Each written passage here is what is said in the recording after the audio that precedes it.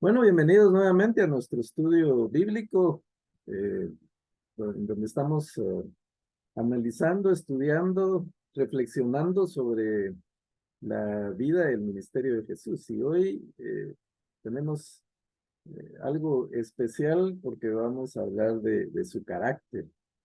Y un carácter, pues, que es digno de imitar, obviamente. Él es nuestro guía, nuestro maestro. Somos sus seguidores y pues lo mejor que podemos hacer es intentar imitar a Jesús en todos sus aspectos. Así que de eso vamos a estar hablando hoy. Eh, Tenemos pasajes un poquito extensos, no vamos a poder ir en detalle de todos los pasajes, pero como siempre vamos a tratar de sacar el mejor provecho y la enseñanza que el Señor tiene para nosotros en esta noche. Y vamos a empezar pensando un poquito en el concepto, en el criterio que tenemos de Jesús. Eh, Generalmente, pues la imagen que se tiene de Jesús es de alguien compasivo, humilde, tierno, ah, el buen pastor que da su vida por las ovejas, el que deja las 99 en el redil y va por la que se había perdido, el que, como dice el Salmo 23, Jehová es mi pastor, nada me faltará, en lugares de delicados pastos me hará descansar, junto a aguas de reposo me pastoreará, etcétera, etcétera. Esa es la imagen que tenemos de Jesús, una imagen pues muy dulce, muy suave. Por lo menos los cristianos tenemos esa imagen. Y él es así. Sin embargo, pues también tiene otra faceta de su personalidad, y que es una faceta muy dura, hasta implacable, podríamos decir, que es la que vemos en los evangelios, de la que no se resalta mucho, pero que es importante evaluarla, analizarla, porque necesitamos aprender de ambas facetas.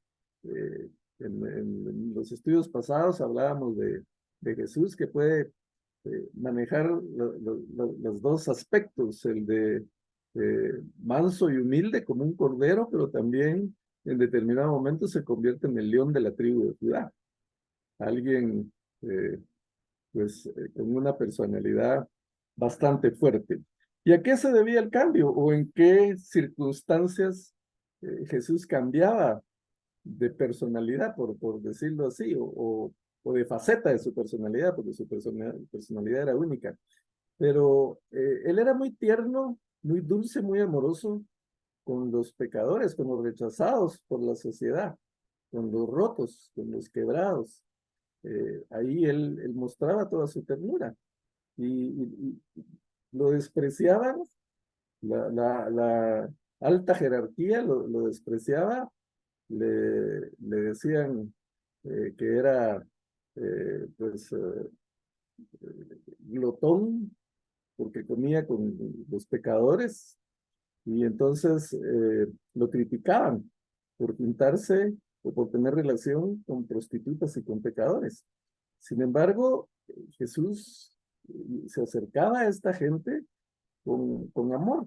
Él no vemos en las escrituras que haya hecho reproches a la mujer que vivía en adulterio, por ejemplo. Al contrario, le dice, ni yo te condeno, pero no peques más, vete y no peques más, deja tu pecado. Aquel endemoniado que tenía una legión de demonios, Jesús en ningún momento le reprocha que por qué permitió eso o nada por el estilo. No había reproches para esta gente, porque cuando esta gente llegaba a Jesús ya iba suficientemente dolida, suficientemente herida por su pasado, por todo lo que había vivido. Entonces en Jesús encontraban consuelo, como nosotros. Cuando llegamos a Jesús heridos, dolidos por, por el mundo, en Jesús encontramos paz, en Jesús encontramos consuelo. Entonces, con esta gente, con los pecadores, Jesús era especialmente tierno. Y él dijo, yo he venido para salvar lo que se había perdido. Y no viene por los justos, sino por los pecadores. Pero con el otro tipo de personas, con los hipócritas, de la época, con los falsos maestros, con los falsos religiosos. Él era especialmente duro. Él no era amable, no era nada amable, era implacable. Y de hecho, por eso llegaron a odiarlo tanto y por eso buscaban matarlo. Pero analicemos un poquito el porqué de esto. Eh, si pensamos en un ateo, por ejemplo, un ateo, pues no dice no creer en Dios. Como hemos dicho anteriormente, la mayor parte del tiempo los ateos dicen no creer en Dios porque la verdad es que no quieren abandonar su vida desordenada, no quieren dejar eh, su vida de libertinaje. Y pueden aparentar virtud o bondad, pero no se puede encontrar bondad en el que niega al creador de la bondad. Una persona que cree en un universo que surgió de la casualidad, sin ningún juez, sin ningún gobernador, pues entonces no puede pretender virtud o bondad en él, porque está negando al creador de la bondad. Sin embargo, el ateo, pues, va a cosechar los frutos de sus malas acciones, de su mal obrar. Tarde o temprano, él, pues, sus actos van a tener una consecuencia y él va a pagar por eso. Pero un hipócrita religioso es peor todavía, porque al menos el ateo, pues, no está diciendo ser creyente, se está reconociendo eh, que, como alguien sin fe. Pero el que dice tener fe, el que dice ser seguidor de Jesucristo, pero lo niega con sus actos, es todavía peor, porque no solo va a cosechar él de sus malas acciones, sino que arrastra a otros, arrastra a los demás. Y ese era el caso de los fariseos, de los escribas, de los sacerdotes de la época de Jesús. Y por eso Jesús es tan duro y tan implacable con ellos, porque estaban arrastrando al pueblo hacia una falsa religiosidad. El problema es que, como ya dije, no solo se da mal testimonio, se arrastra a los demás, eh, sino que se le hace mucho daño. Esas personas hacían mucho daño a la nación y a la religión de aquella época. Y hoy en día sucede lo mismo. Las personas que viven, no viven de acuerdo a lo que predican o a lo que dicen, pues dan mal testimonio y resulta que nos terminan tildando de hipócritas a todos los cristianos. Con frecuencia se oye, es que son hipócritas porque fingen hacer las cosas y a escondidas hacen otras cosas. Entonces nos vamos todos. Cuando un líder religioso, llámese pastor o maestro, o lo que sea, cuando una persona así cae, todos van detrás, todos son iguales. Ah, es que todos los pastores son iguales. Ah, es que todos los cristianos son iguales, o todos los evangélicos son iguales. Entonces, ese es el daño que hace la gente que no vive de acuerdo a lo que piensa. Eso sucedía en la época de Jesús y eso sigue, eh, lamentablemente, hasta nuestros días. Ah, en el siglo, en el siglo V, un famoso teólogo, Agustín de Hipona, escribió una obra que le llamó La Ciudad de Dios. Una obra de 22 tomos, capítulos, o 22 episodios para usar el lenguaje de las series de ahora. Pero el escribir esos 22 tomos le llevó a Agustín de Hipona cerca de 15 años. No por lo extenso de la obra, porque realmente, pues, 22 tomos no es tan extensa, sino por la reflexión que puso en ella, el tiempo que él tuvo que reflexionar para poder escribir esta obra. Fueron 14 o 15 años de reflexión y lo escribió en su vejez. Fue pues ya prácticamente lo último que hizo. Pues fue una obra monumental, La ciudad de Dios. Y Agustín de Hipona habla en esta obra que hay dos ciudades que surgen de dos amores. El amor al yo, el amor a sí mismo, que eventualmente se puede transformar en negación de Dios, o la otra ciudad surge del amor a Dios, que en determinado momento puede llegar a la negación del yo, de uno mismo. En palabras del apóstol Pablo, con Cristo estoy juntamente crucificado, ya no vivo yo, Cristo vive en mí. Entonces, esas dos ciudades, en la época de Agustín, pues la ciudad terrenal o la ciudad del yo, eh, pues podía ser comparada por Roma, porque estaban bajo el yugo del Imperio Romano, anteriormente tal vez Babilonia, pero en sí la ciudad, producto del amor al yo, al ego, pues es la ciudad terrenal, y la ciudad de Dios es la ciudad celestial, en donde pues está gobernada por Jesucristo, mientras la ciudad terrenal está gobernada por el príncipe de las tinieblas. Esas dos ciudades permanecen hasta el día de hoy. Cuando experimentamos el nuevo nacimiento, automáticamente somos trasladados de la ciudad terrenal a la ciudad celestial, al reino de Dios, a la ciudad de Dios. Y lamentablemente muchos añoran regresar a la ciudad terrenal y algunos pues se apartan de la fe y vuelven. Pero en sí, esas dos ciudades están representadas por el poder del mal y por el poder de Dios.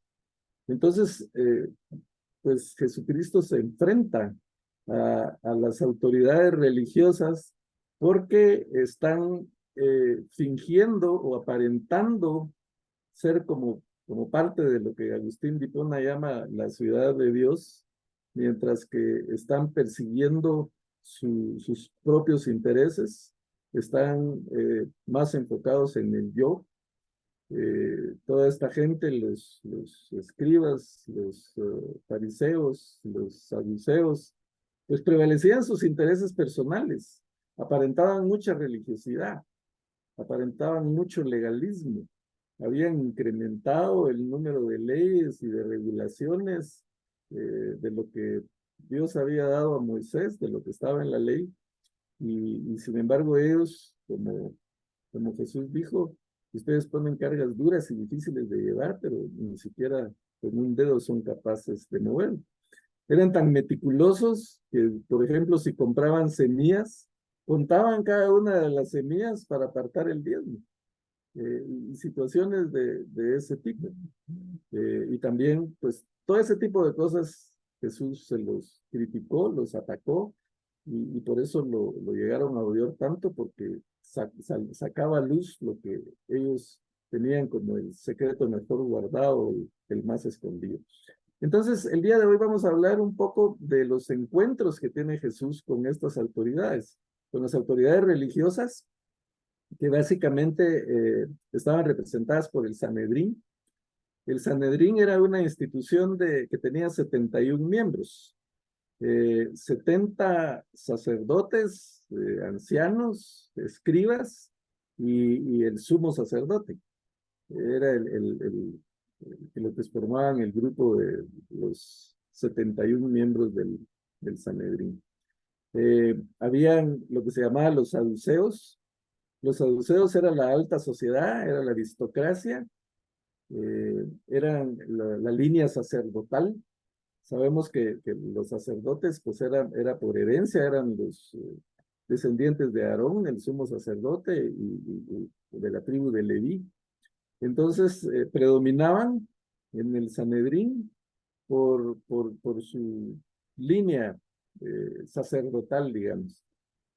A pesar de que los fariseos eran mayoría, había muchos más fariseos que saduceos, pero por su mismo alcurnia, digamos, los saduceos predominaban. Los ancianos también eran predominantemente saduceos porque eran de las familias nobles de la época.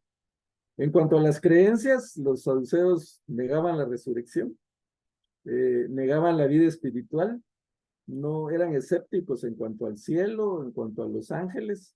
Entonces, como consecuencia, estaban más interesados en lo terrenal y hacían énfasis en lo terrenal. Ellos ni siquiera tenían la expectativa que tenían los fariseos de un Mesías, porque se enfocaban básicamente en el Pentateuco, en los primeros 5 libros y rechazaban lo demás de las escrituras. Entonces, ellos no tenían la expectativa de un Mesías. Entonces eran de alguna manera rivales con los fariseos.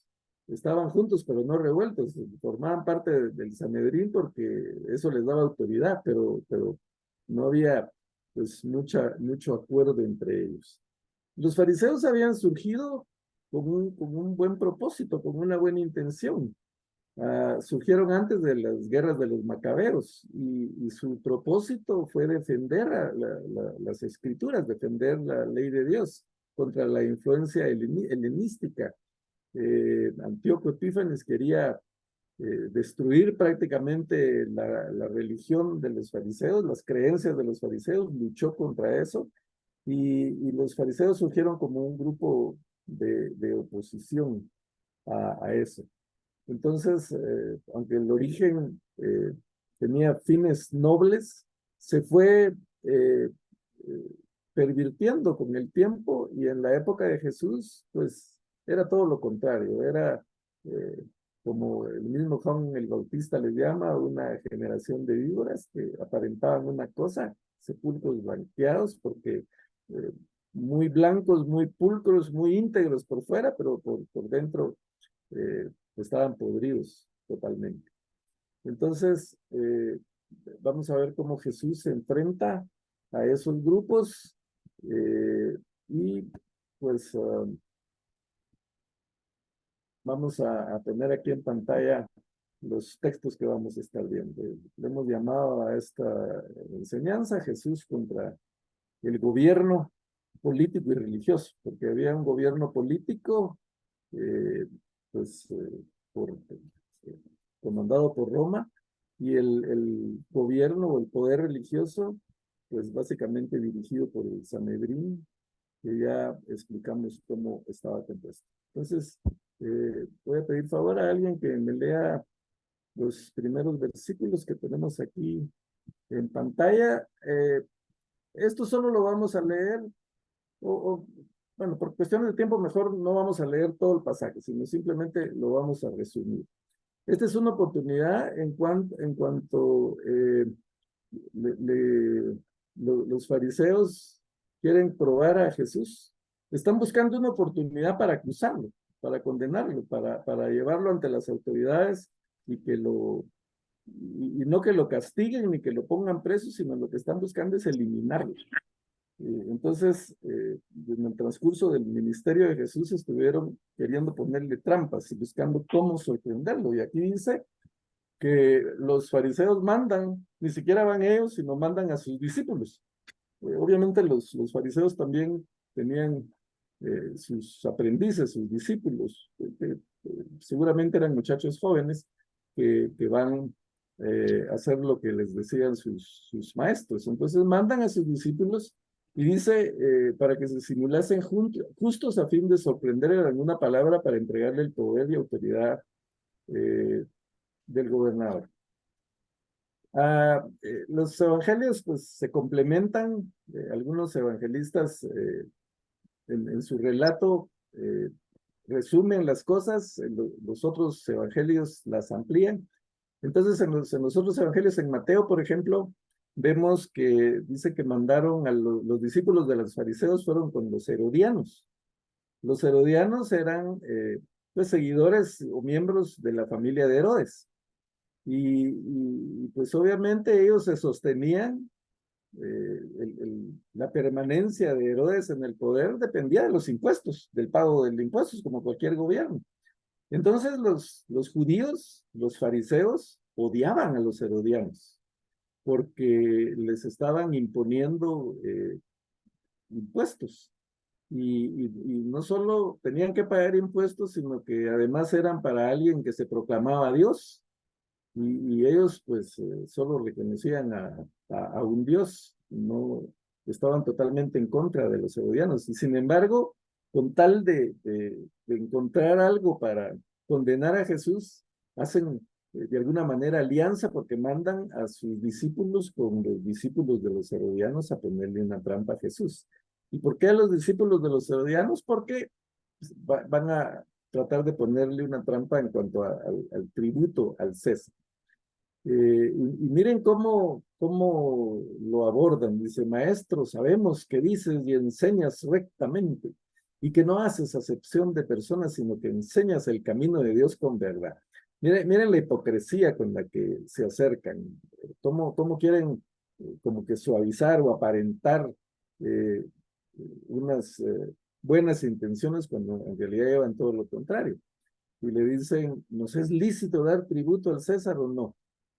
Y pues ellos maquinaban, yo me imagino que tenían largas reuniones pensando cómo lo atrapamos, qué decimos, y vamos a hacer un plan en el que caiga de todas formas, cualquiera que sea su respuesta, va a caer, porque si él dice que es lícito dar tributo al César, entonces pues le vamos a echar encima a todos los judíos porque todos están en contra de pagar tributo. Y si dice que no es lícito, entonces le echamos encima al César y a Herodes y lo acusamos de no pagar impuestos. Esa era la trampa perfecta para ellos, pero Jesús les contesta, conociendo la astucia de ellos, Jesús conocía sus corazones y les dice, ¿por qué me tientan? ¿Por qué me tentáis? Enséñeme una moneda. ¿De quién es la imagen que tienen? Pues le dicen de César. Entonces Jesús les contesta, den al César lo que es del César y a Dios lo que es de Dios. Y no pudieron sorprenderles en palabra alguna delante del pueblo, sino que maravillados de su respuesta, callar. No tuvieron más que decir. La otra oportunidad que relata Lucas en el capítulo 20 es, en este caso son los saduceos, el otro grupo del que ya hablamos, que negaban la resurrección, según se puede constatar en Hechos. Y le dicen, maestro, Moisés nos escribió, miren cómo usan las escrituras también para querer hacer caer a Jesús. Moisés nos escribió, si el hermano de alguno muere teniendo mujer y no dejare hijos, que su hermano se case con ella y levante descendencia a su hermano. Eso lo decía la ley de Moisés en Deuteronomio. Entonces le ponen un caso, ¿verdad? Hubo una mujer que habían 7 hermanos, el primero se casó, pero murió sin hijos, entonces cumpliendo con la ley de Moisés, el segundo se casó con la misma señora y no tuvo hijos, y así sucesivamente se casaron los 7, y al final murieron, y la mujer murió también. Entonces en la resurrección, ¿de cuál de ellos va a ser la mujer? Es una pregunta eh, que lleva un cierto tono de burla, como quien dice, la resurrección no es posible, sino cómo se va a solucionar un caso como este. Sin embargo, es un caso, eh, pues obviamente hipotético, pero que no tiene ninguna lógica, porque si nos ponemos a pensar, ¿qué hombre en su sano juicio, sabiendo que la esposa se le había, o la mujer esta se le habían muerto ya 3 o 4 maridos, ¿quién se iba a casar con ella? Pues mucho menos el último que ya se le habían muerto los 6 esposos anteriores, lo más fácil pensar, esta los envenena a todos, ¿verdad? O algo por el estilo. Entonces no tenía sentido la pregunta que le estaban haciendo, pero hasta caen en lo ridículo, en lo ilógico, con tal de tratar de hacer caer a Jesucristo. Y están haciendo caer, queriendo hacer caer al Hijo de Dios con la sabiduría que éste tiene. Pero Jesús les contesta, no, no evade las preguntas, no evade la confrontación, nunca evadió la confrontación. Al contrario, siempre estuvo dispuesto a dar la respuesta adecuada. Y les dice, los hijos de este signo se casan. O sea, en este mundo terrenal es necesario el casamiento. ¿Por qué? Porque el casamiento, pues obviamente tiene como objeto la familia, la reproducción. eh, la familia es la base de la sociedad. eh, y entonces por eso la gente se casa. Pero los que, dice más, los que fueren tenidos por dignos de alcanzar aquel siglo, o sea, los que alcancemos la vida eterna, dice, y la resurrección de entre los muertos, ni se casan ni se ven en casamiento, porque no pueden ya más morir, pues son iguales a los ángeles y son hijos de Dios al ser hijos de la resurrección. La procreación tiene como objetivo eh, la preservación, perdón, la preservación de la vida en el mundo. Los niños que nacen van sustituyendo a los que mueren. Entonces se mantiene la población, por decirlo así. Pero en la eternidad no va a haber muerte. Entonces, como no hay muerte, no hay necesidad de sustitución. Ya no va a haber necesidad de que nazcan más niños porque la vida va a estar eterna.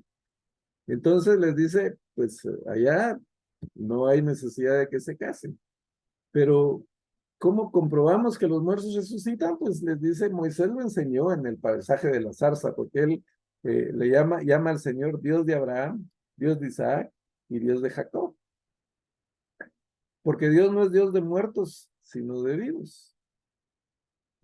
Pues para él todos viven, dice, ¿verdad? Yo soy el Dios de Abraham, el Dios de Isaac y el Dios de Jacob. No dice era el Dios de Abraham, el Dios de Jacob, sino es el Dios de estos personajes que en teoría estaban muertos, pero con este pasaje se demuestra que han resucitado y están en la presencia de Dios. Y posteriormente, pues vimos nosotros el pasaje de la transfiguración, en donde se aparece Moisés también y Elías, ¿verdad? Con Jesucristo. Entonces, los mismos escribas eh, le contestan, maestro, bien has dicho, y dice que no osaron preguntarle más.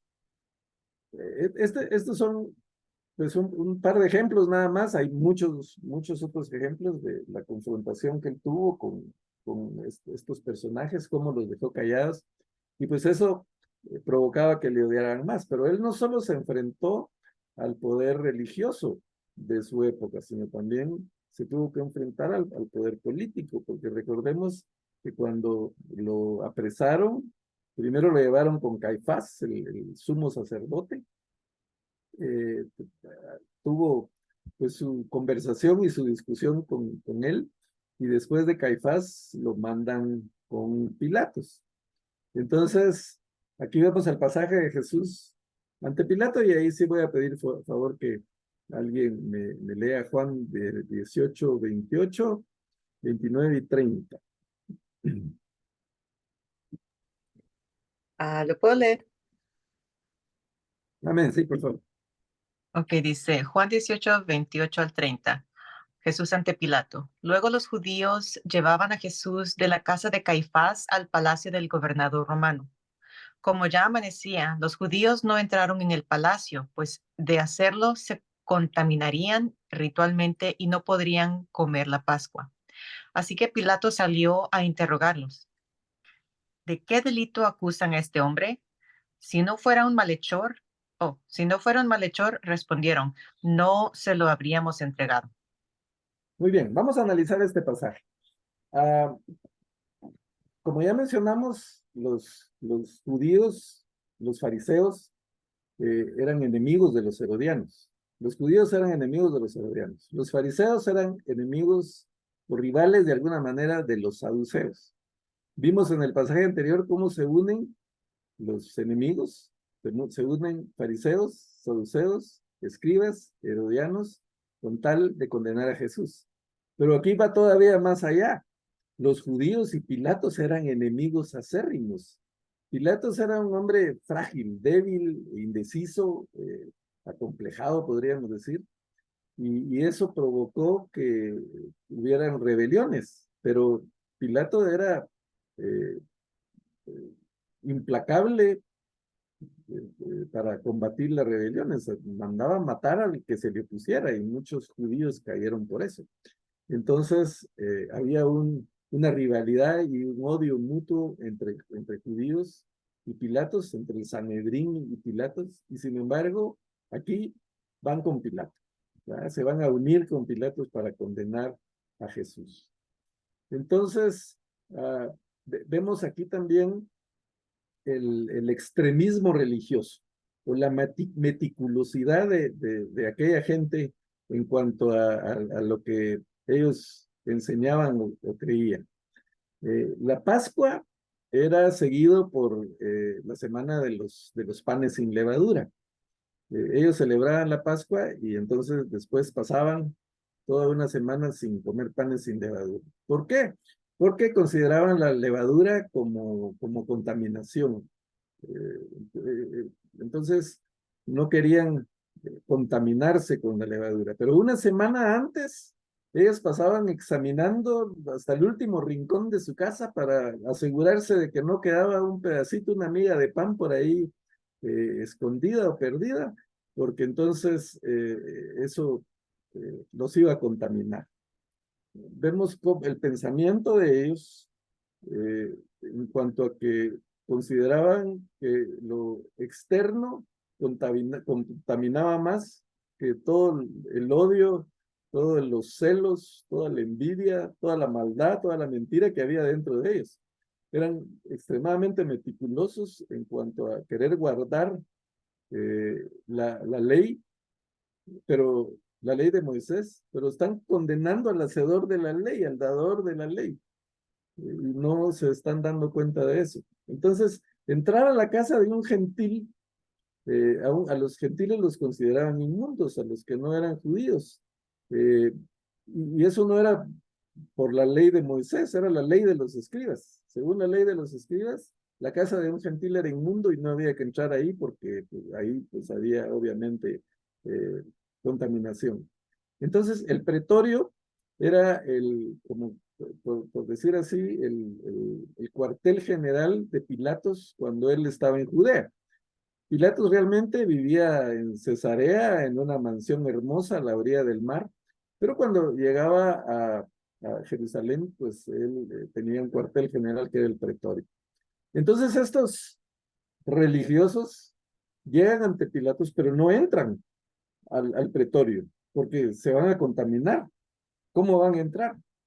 Entonces, si entran ya no van a poder comer la Pascua. Así que Pilato tiene que salir, atenderlos, entra Jesús, habla con Jesús, tiene que salir otra vez, hablar con los acusadores y regresar con Jesús y está en ese proceso por la religiosidad extrema de los que llevaban a Jesús a que lo condenaran. Pero la ley romana en sus inicios, la ley civil tenía pues digamos, un buen concepto de lo que era la justicia, un buen concepto de lo que era la ley civil. De hecho, los romanos diseñaron y crearon sus leyes y muchas de las leyes que nosotros tenemos actualmente tienen su origen en la legislación romana.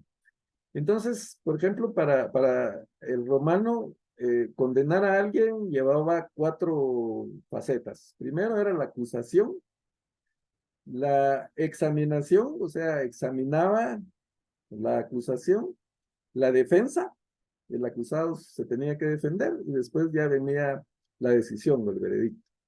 En nuestra ley civil en Guatemala, por ejemplo, dice que nadie puede ser condenado sin antes haber sido citado, oído y vencido en juicio.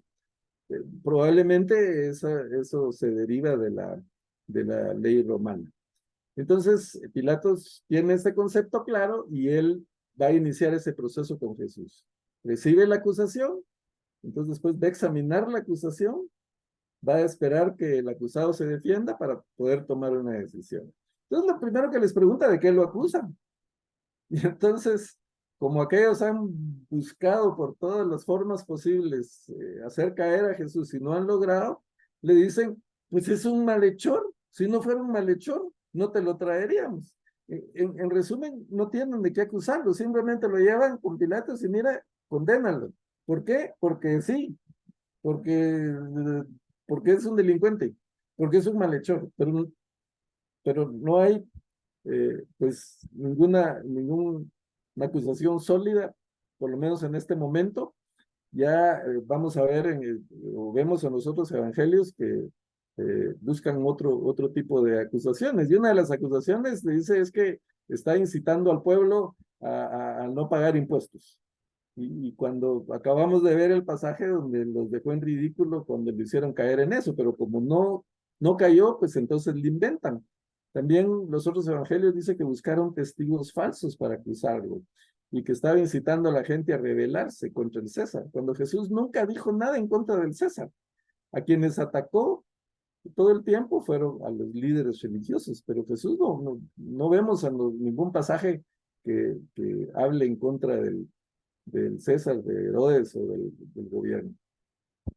Pero ellos, tú condenas, porque si no fueran delincuentes no te lo hubiéramos traído. Pero Pilato puede ser muy débil, todos los defectos que ya señalamos, pero tampoco era tonto. Entonces les dice, bueno, si no tienen nada de qué acusarlo conmigo, lleven de ustedes y juzguen de ustedes su propia ley. Y le contestan, nosotros no tenemos ninguna autoridad para ejecutar a nadie, objetaron los judíos. Miren qué suave como decimos, ¿verdad? Ellos no quieren, eh, por decir así, ensuciarse las manos. Son los autores intelectuales del asesinato de Jesús, pero quieren que otros lo asesinen. Quieren, como por decir así, pasarle la responsabilidad a otro. Pero como estudiábamos la semana pasada, todo esto pasó para que se cumpliera lo que decían las escrituras. Todo se estaba acomodando para que al final el plan de Dios que Dios había diseñado desde el Edén se cumpliera y que Jesús muriera en la cruz del Calvario, que ese era su propósito. Y aquí el versículo 32 dice, esto sucedió para que se cumpliera lo que Jesús dijo sobre la clase de muerte que iba a sufrir. Entonces Pilato vuelve a entrar, vemos el proceso, vuelve a entrar en el palacio y llama a Jesús. Está en el proceso de la examinación, hay una acusación, no tiene sustento, pero él quiere oír al acusado, quiere oír a Jesús. Entonces les dice, ¿eres tú el rey de los judíos? Le pregunta. Y Jesús le contesta, ¿eso lo dices tú? ¿Es tu pensamiento? ¿Tú lo estás pensando o es que otros te han hablado de mí? Y pues Pilatos le contesta, ¿acaso soy judío? Eh, ¿Ha sido tu propio pueblo y los jefes de los sacerdotes los que te entregaron a mí? ¿Qué has hecho? Y la respuesta de Jesús, mi reino no es de este mundo. Ahí vemos lo que hablábamos en el principio, los dos reinos, ¿verdad? Las dos ciudades, la ciudad de Dios y la ciudad terrenal, la ciudad de los hombres. Jesús dice, mi reino no es un reino terrenal, es un reino celestial. No lo está diciendo directamente, pero prácticamente eso es lo que le está diciendo a Pilatos. Por supuesto, Pilatos no está entendiendo nada de lo que Jesús le está diciendo. Pero le dice, si mi reino fuera terrenal, mis propios guardias pelearían para impedir que los judíos me arrestaran. Pero mi reino no es de este mundo. Ah, hemos hablado anteriormente que nosotros somos eh, transeúntes en este mundo. No es nuestra residencia permanente, estamos de paso. Estamos haciendo escala en este mundo, pero nuestro verdadero hogar, nuestra verdadera patria, nuestra verdadera nacionalidad es celestial, es en la ciudad celestial. Y Jesús está diciendo, si mi reino no es de este mundo, ¿para qué me voy a defender? No tiene caso. Mi reino está en otro lado. Entonces, en otras palabras, no peleo porque mi reino no es de este mundo. Y Pilato le dice, así que eres rey. Y esa expresión, analizando los idiomas originales, es una expresión burlona y sarcástica, irónica. Como quien dice, rey tú, en esas fachas que vienes, vestido así, con esa humildad, sin prepotencia, sin arrogancia, rey, no se podía concebir, o hasta ahora difícil de concebir un gobernante que no sea arrogante o que no sea prepotente. Como el mismo Jesús dijo, los gobernadores se enseñorean de las naciones, se sirven de ellas, pero El Hijo del Hombre no es así. Yo he venido para ser servido. No he venido para ser servido, sino para servir y para dar mi vida en rescate por muchos. Pero el gobierno civil no puede concebir eso. ¿Cómo así que alguien viene para servir? Si lo único que busca la mayoría de los gobiernos es servirse del pueblo. Entonces, en ese tono burlón le dice, ¿tú rey? Y Jesús le contesta, ¿eres tú quien dice que soy rey?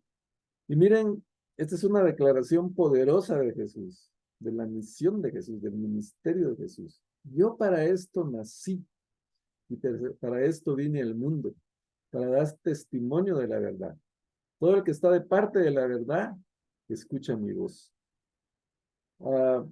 Los enemigos de Jesús, los líderes religiosos de la época, eh, inventaron mentiras para condenar a Jesús.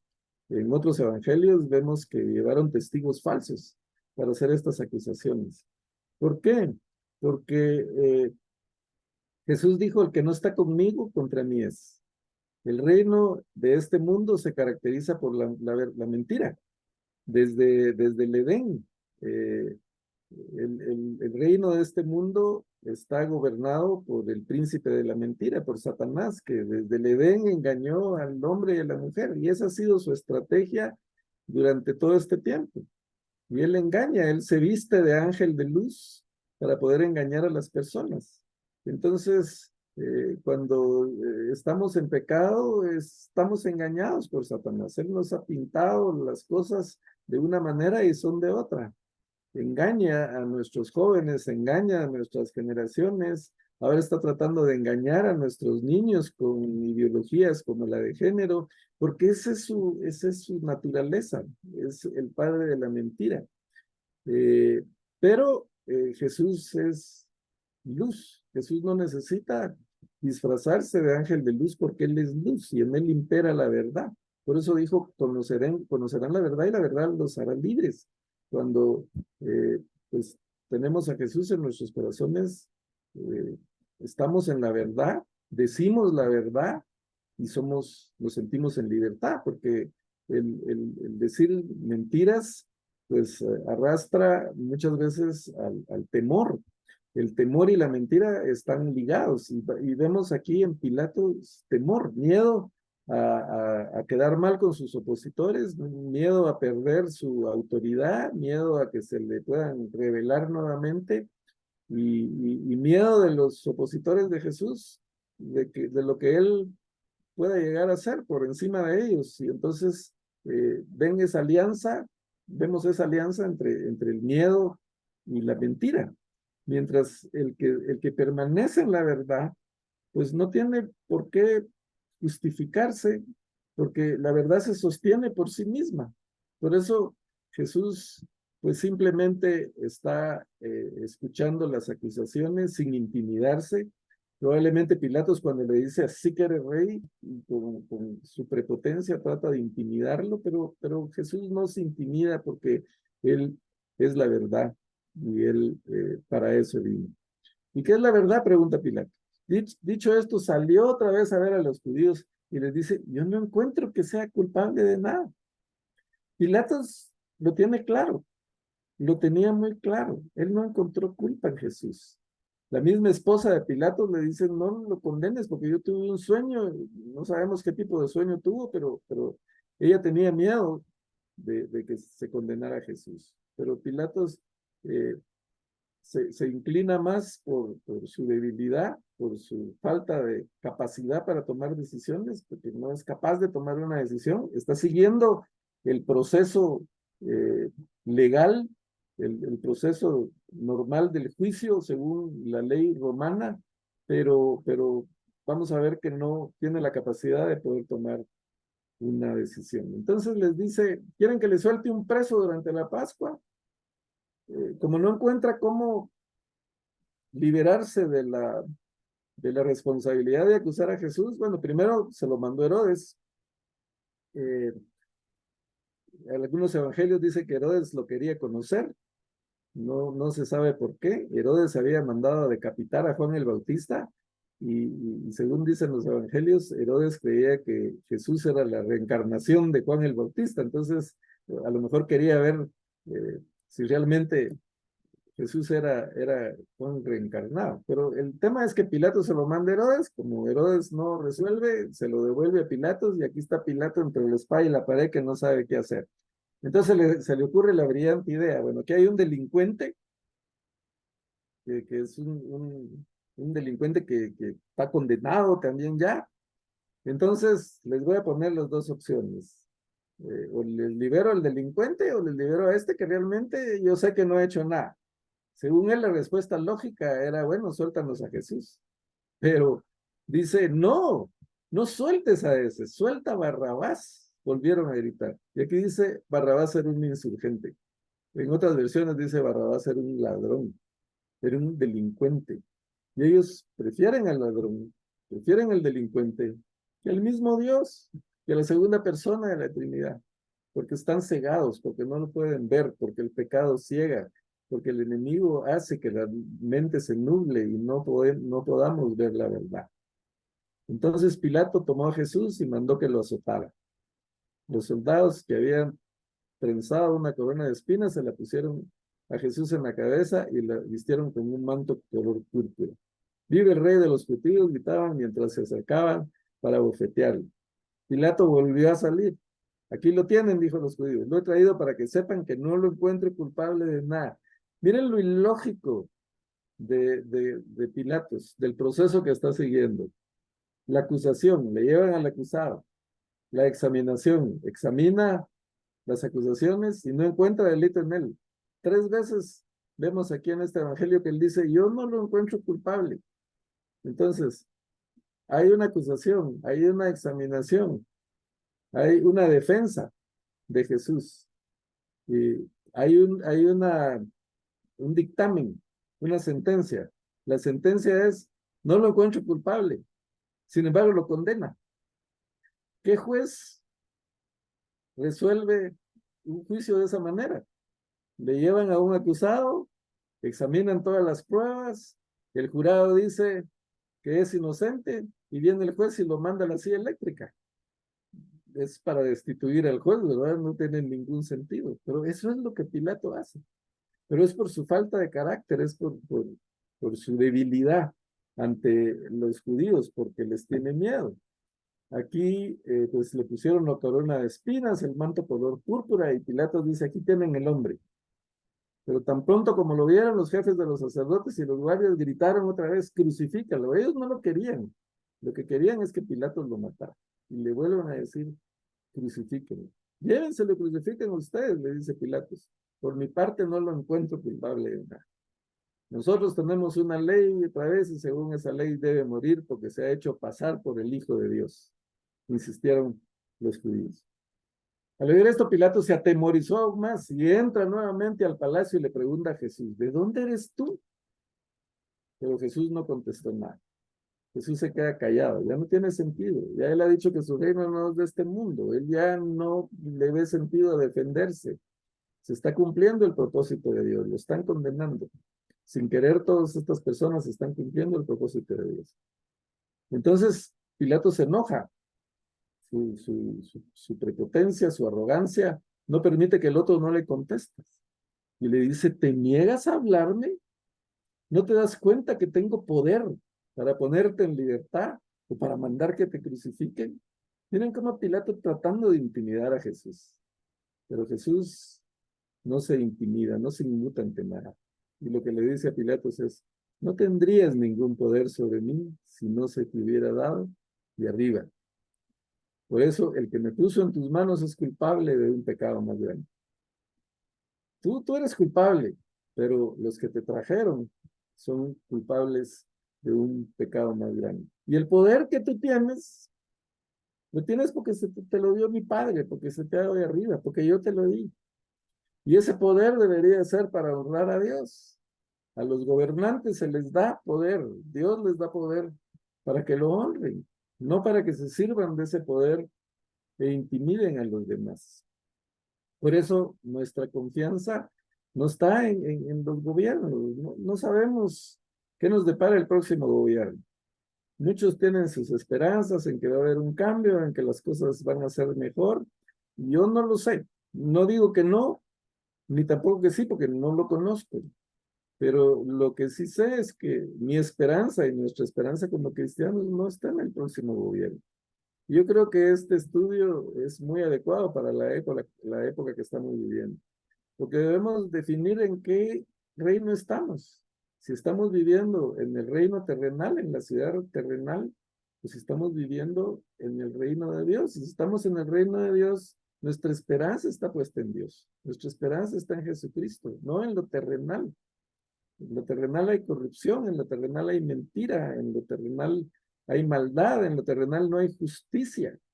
No podemos esperar justicia en este mundo. A Cristo lo crucificaron, lo condenaron injustamente.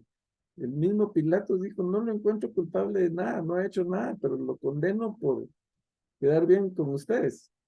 Entonces, si Cristo no obtuvo justicia, menos la podemos esperar nosotros. El único Rey justo y misericordioso, el único gobernante en el que podemos confiar, ese es nuestro Señor, es nuestro Padre Celestial. Entonces, esto es la enseñanza que tenemos para hoy. Aprendamos, pretendemos aprender, imitar a Jesús en cuanto a cómo Él no se inmutó ante el poder ni religioso ni político, cómo Él se mantuvo en la verdad, cómo Él se mantuvo fiel a su misión, a su propósito en este mundo. Y vemos por otro lado la actitud tan deplorable, tan hipócrita, tan fuera de lo recto, de lo justo de las personas del mundo terrenal. Y tal vez la pregunta que nos debemos hacer y con la que terminamos en esta noche es, ¿cuál es mi amor? ¿Realmente me motiva el amor a Dios? Cuando tengo que tomar una decisión, ¿en qué pienso? ¿Pienso en honrar a Dios primero o en satisfacer mis propósitos? Porque si cuando tomo decisiones solo pienso en mí, en mi conveniencia, y no tomo en cuenta a Dios, pues estoy con un pie en el mundo terrenal, en la ciudad terrenal. Y el cristiano debe poner a Dios primero, debe llegar a morir para sí mismo con tal de honrar a Dios. Mientras que el terrenal, pues en primer lugar está Él y al final puede terminar negando a Jesucristo. Eh, Sé que somos cristianos, creyentes, que tenemos a Cristo en nuestro corazón y podría decirse, no es necesario hacer esta pregunta, pero este estudio es para reflexión, para nosotros mismos, para mí mismo. Yo cuando preparo los estudios tengo que reflexionar en cuanto a eso, en cuanto a si en mis decisiones yo pongo en primer lugar a Dios y tengo que confesar que muchas decisiones las tomo por mi cuenta, no tomo en cuenta a nadie, he tomado malas decisiones en muchas oportunidades porque ni siquiera he tomado en cuenta a mi esposa, simplemente yo soy el hombre, ¿verdad? Yo soy la cabeza, yo me la juego, yo tomo la decisión y pues la experiencia me ha indicado que eso es un error. En primer lugar, tengo que tomar en cuenta a Dios, todas mis decisiones, tengo que ponerlo a Él primero, tomar en cuenta también la opinión de mi esposa, de personas pues más sabias que yo, más experimentadas, pero la arrogancia nuestra, por naturaleza, pues a veces nos hace, bueno, yo sé, yo tengo conocimiento, entonces yo tomo la decisión, porque el que maneja esto soy yo, el que sabe de esto soy yo. Esa es nuestra posición muchas veces y pues estas enseñanzas nos ayudan a reflexionar en cuanto a eso y a tener una actitud diferente. Los hijos de Dios Lo tenemos a Él primero, Él es nuestro Rey, Él es el que nos da la sabiduría para tomar las decisiones. La misma escritura dice en Santiago, si alguno se siente falto de sabiduría, pida al Señor y le será dada. Entonces, ojalá, mis hermanos, que a raíz de estos estudios, pues podamos ser más sabios en cuanto a la toma de nuestras decisiones, más analíticos y más dispuestos a renunciar al ego, a nuestro yo, con tal de honrar a Jesucristo como nuestro Señor y Salvador, como el Rey de Reyes, como el Señor de Señores, como el que era, el que es y el que será, y el que tiene reservado para nosotros un lugar maravilloso en el reino celestial. Muy bien, ya nos consumimos el tiempo, así que lo dejamos hasta aquí. Siempre, si tienen algún comentario, alguna pregunta, pues siempre dispuesto a contestarlo. Si no lo sé, se los investigo. Como siempre, muchas gracias. Realmente estuvo muy lindo siempre, ¿verdad? Se da uno cuenta de esos momentos tan importantes, ¿verdad? En la Biblia, que uno solo los pasa, pero ya viéndolos ya determinadamente es diferente. Sí, muchas gracias. Sí, la escritura es una fuente inagotable realmente de sabiduría, de conocimiento, porque es la palabra de Dios, es lo que Él nos ha dejado ahí para poder vivir de una mejor forma, ¿verdad? Sí. Gracias, Mary, por su comentario. Gracias. Muy bien, ¿hay algo más? ¿O nos despedimos? No, normalmente, por cuestiones de tiempo, no nos hemos despedido en oración, pero yo tengo en mi corazón que oremos, nos despidamos en oración en, en esta oportunidad. Señor, gracias por tu amor, por tu misericordia, por tu palabra maravillosa, Señor, que siempre tiene algo preparado para nosotros. Te pido, Señor, que nos sigas iluminando al escudriñar tu palabra, nos sigas hablando a través de ella, Señor. Usa tu siervo para lo que tú quieras decir. También usa a los hermanos para que puedan transmitir estas enseñanzas, Señor, para que puedan tener recursos que les permitan poder llevar tu palabra a otros, vivir para honrarte, Señor. Bendice a cada uno de los aquí presentes y a los que pues estarán viendo la grabación posteriormente. Llénanos de sabiduría, de tu espíritu y pues ayúdanos a renunciar al yo, a ese ego, a ese anhelo de servirnos para nosotros mismos y que prevalezca la actitud de servirte a ti, de renunciar a nosotros para honrarte, para servirte, para tomarte en cuenta en todas nuestras decisiones, para que nuestras decisiones nos puedan permitir tener un mejor futuro y una vida mejor. En el nombre del Padre, del Hijo y del Espíritu Santo, te lo pedimos todo. Amén. Amén. Bien, hermanos, lo dejamos aquí. Muy bien, muchas gracias. Lo